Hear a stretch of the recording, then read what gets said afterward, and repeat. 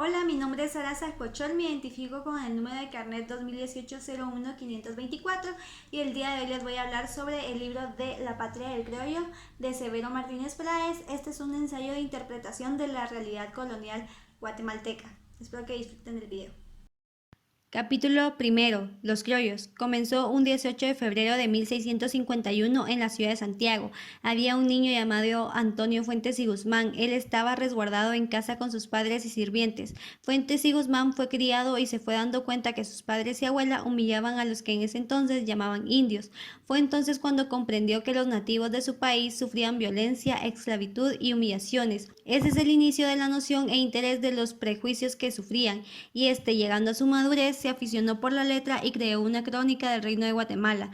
Nadie viene al mundo con una conciencia de clase ya formada. Esta se va formando en el curso de los años. Antonio Fuentes y Guzmán fue descendiente de conquistadores y de los primeros inmigrantes españoles en Guatemala. Los conquistadores se adueñaron del trabajo, de la tierra y de las riquezas de todos los indios. Fuentes y Guzmán no solo era descendiente de los conquistadores, sino era además un heredero de la conquista. La recordación de Florida se impuso bajo tres motivaciones: corona española, realidad geográfica y política de la producción.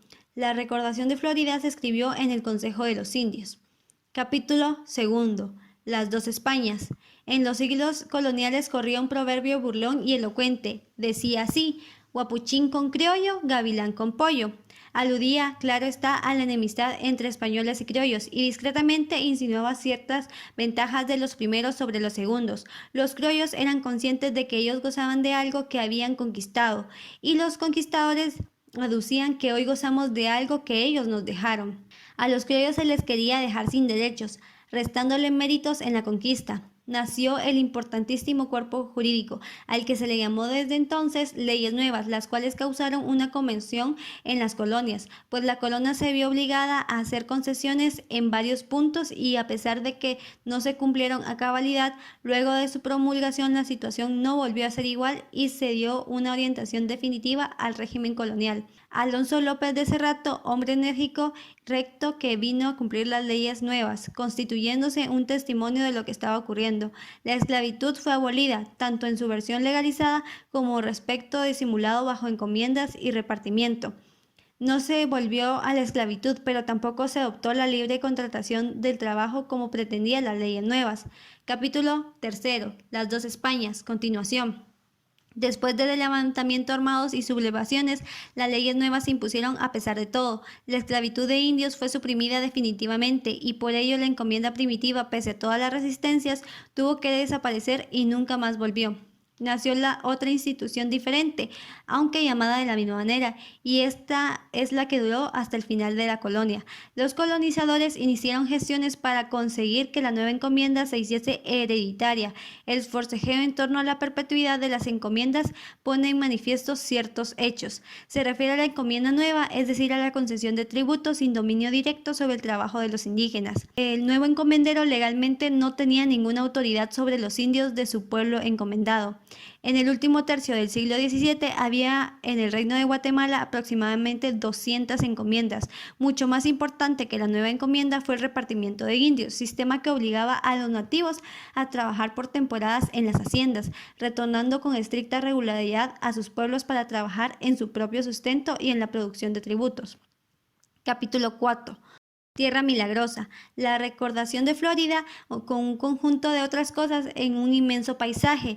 Es un complejo de la historia crónica, geográfica, etnográfica, discusión de problemas económicos y administración pública, que se desarrolló en el escenario del paisaje de grandes dimensiones. Sin embargo, esta no establece línea de corte entre la tierra como medio de producción y la tierra como parte del suelo que poseían los pobladores.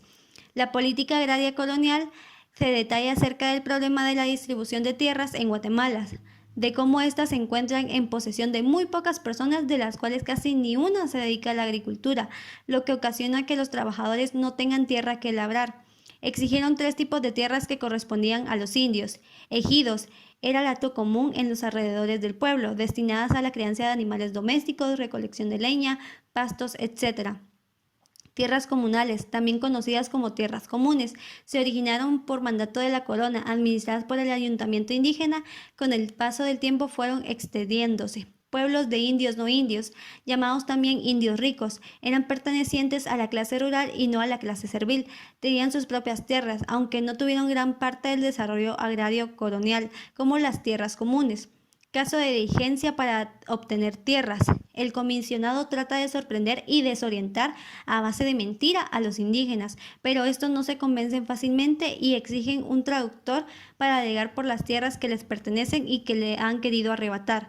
La legislación colonial preservaba la expansión de tierras de indios, no supo controlarse en su afán de acapararlo todo y violó muchos derechos de estos, permitiendo así el capitalismo y el esclavismo.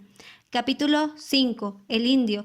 La recordación de Florida se hace una evocación general de todos sus elementos, se pueden ordenar por sí solas en una especie de jerarquía. Podremos observar las diferentes clases de familias criollas, unos con muchas fortunas y otros que simplemente viven bien. Pero un detalle muy curioso e importante es que aparece el indio, pero viene de último, humillado, cansado, explotado y sin valor. Y era precisamente el indio dentro de la vida de este tiempo. Fue la razón de que los colonizadores, para tratar de conquistar este territorio, ya que el indio era una persona trabajadora, por momentos incansable y también por su ingenuidad fácil de explotar. Capítulo 6. El mestizaje y las capas medias. Las capas medias conformaron la tercera parte de la población al llegar la colonia a su fin. Fueron conformadas principalmente por los primeros mestizos que nacieron justo después de la conquista. El problema de las castas o capas medias después de la etapa inicial del mestizaje se volvió un fenómeno muy complejo. Surgieron otros dos tipos de mestizos, el mulato, español con negra, y el zambo, negro con indio. Españoles o criollos, indios africanos, mestizos, mulatos y zambos procrearon seres de fórmulas étnicas variadísimas que constituyeron el elemento humano de las capas medias. Las capas medias en la patria del criollo, el criollo siendo un latifundista explotador de siervos indios, dominaban dos factores, la tierra y los indios. Capítulo 7. Pueblo de los indios. La estructura de la colonia tenía por base la concentración de los indios en los pueblos incorporados de la monarquía. La existencia de los pueblos estuvo precedida por la coerción y ya la finalidad era obligar a los indígenas, no importando el sexo, a realizar una serie de trabajos gratuitos o muy mal remunerados. Con la autorización real comenzó el inicio del repartimiento en el país, el cual ordenaba que el repartimiento favoreciera las necesidades de los españoles y no la de los indígenas. El consagramiento recibió definitiva en el siglo XVII. El régimen colonial fue un régimen de terror para los indígenas. Este se estableció sobre las mismas premisas que eran naturalmente las premisas de la sociedad colonial. Estas formas de trato correspondían a la necesidad de tenerlos siempre aterrorizados. El repartimiento de mercancías era un escandaloso comercio forzado que consistía en venderle a los indígenas en contra de su voluntad diversos artículos que ellos necesitaban o necesitándolos hubieran preferido adquirirlos bajo otras condiciones. El trato cruel de los indígenas fue un fenómeno inherente a la estructura social de la colonia, absolutamente necesaria para tener sometidos la explotación de una masa de siervos con enorme superioridad numérica. Los indios huían a lugares clandestinos, formando comunidades y trabajando en las tierras, y estos pueblos se le llamó pajuíes. Capítulo 8. La colonia y nosotros. Reflexiones finales. Se fueron perfeccionando los mecanismos legales de la opresión de los indios. Es innegable que el conjunto de características que definen a Guatemala como un país subdesarrollado, tercermundista, son consecuencias en primer lugar del proceso colonial que le dio forma a esta sociedad y le imprimió sus características más profundas por obra del dominio criollo. La explicación del indio consiste en mostrar cómo la conquista y el régimen colonial transformaron a los nativos hispánicos en indios. La población indígena no era una masa homogénea, sino una sociedad con grandes líderes, con una nobleza intermediaria de esclavos y relación tributaria que pasó a ser una nueva organización, una clase de serbios sometidos por un régimen colonial. Las últimas palabras de este libro han de aludir a don Francisco Antonio Fuentes y Guzmán, quien muere en agosto de 1999, y así culmina la ruta por los caminos del reino de la ciudad de Guatemala del siglo XVII. Gracias por su atención.